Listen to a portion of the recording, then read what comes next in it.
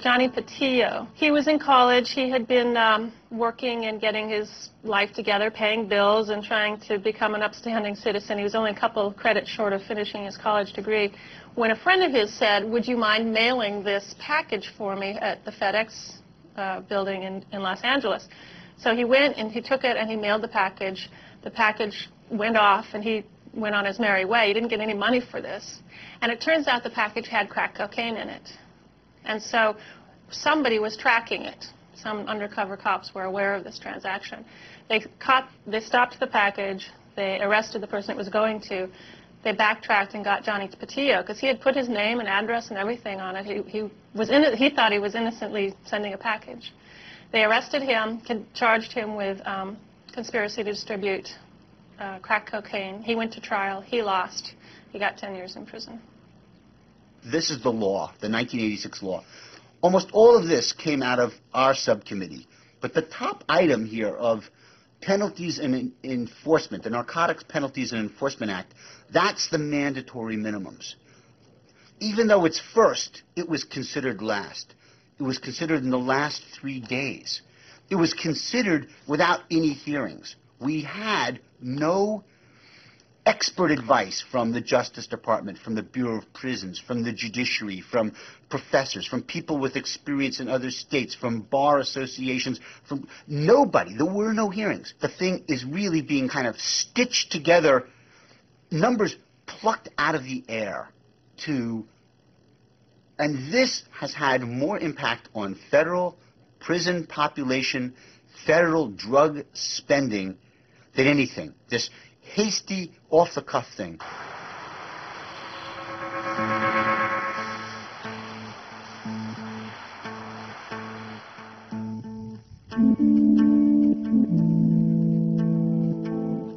We're talking of sentences of 20 years, 30 years, 40 years. There's a case I heard of a young college student who was involved by driving on one occasion his cousin 500 miles in his car. He is serving 3 life sentences. These sentences are mandatory.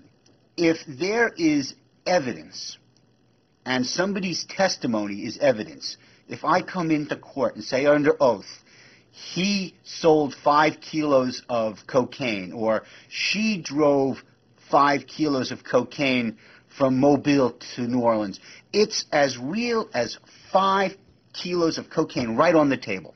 Just as real. And the person who's saying that doesn't have to be police? Doesn't have to be police. In fact, it's usually not police. It's usually a dope dealer who is getting a deal, who's getting a cut in his sentence for cooperating, for testifying against other people.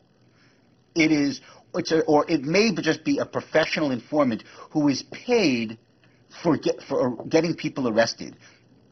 There are people, we have tens of thousands of people in this country who make their living as informants, giving information to the police and testifying about drug dealers.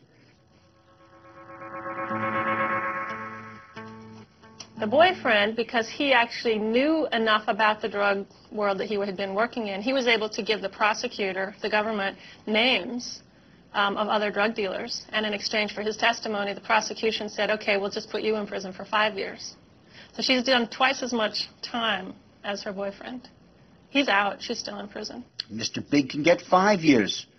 Mr. Big gets the substantial assistance motion, and he gets out.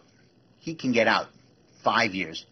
And other people, simply following the mandatory minimum railroad, they get 10, 20, 30 years, because all that quantity, that doesn't go away. That sits on their shoulder. The fact that the top guy pleads guilty and cooperates does not have any effect on all the lower level people. The Tucker family lived in Georgia, and they owned a shop that sold, among other things, grow lights, for instance, for growing orchids and flowers. And they sold the grow lights among other products that they sold at their store. But at some point, someone who they sold a grow light to was arrested for growing marijuana. using the grow light to have an indoor marijuana operation.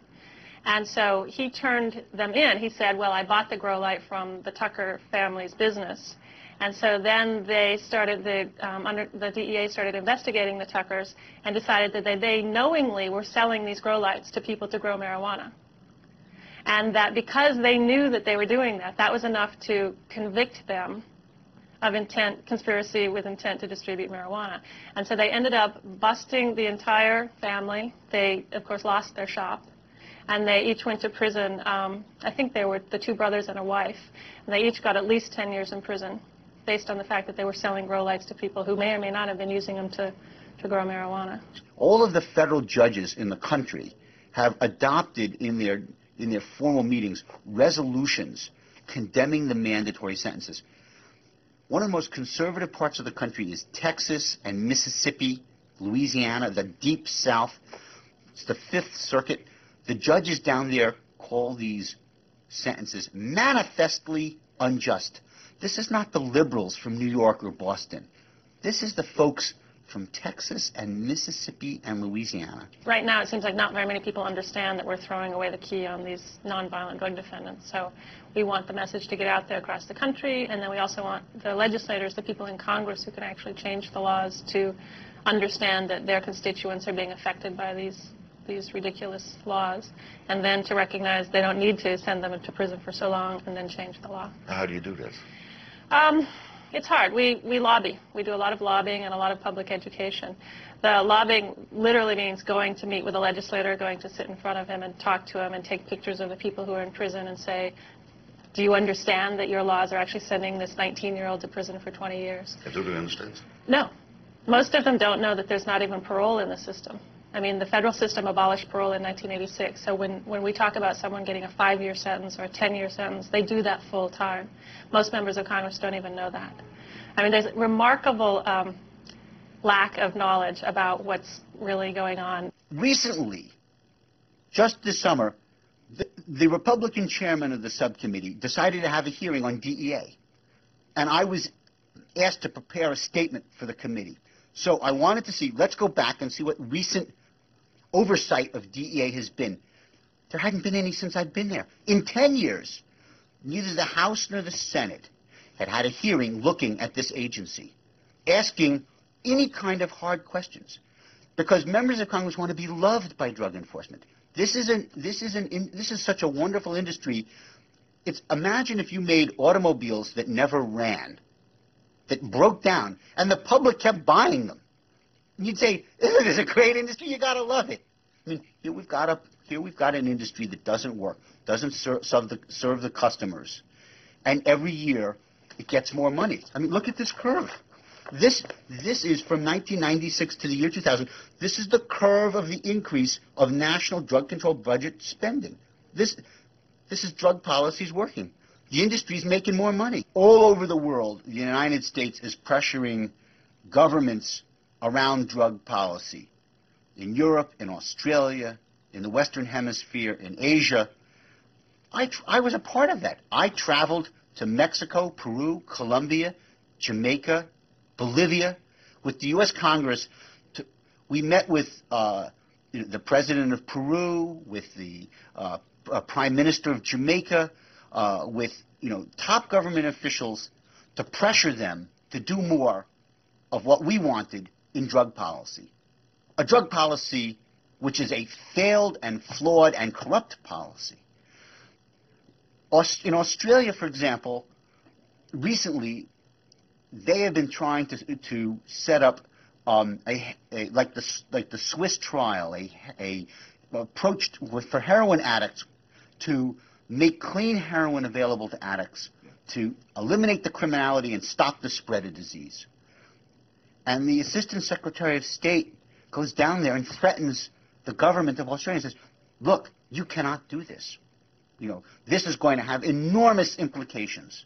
We will take actions that you will not like, and it may be in trade and it may be in other foreign policy matters, but this is unacceptable.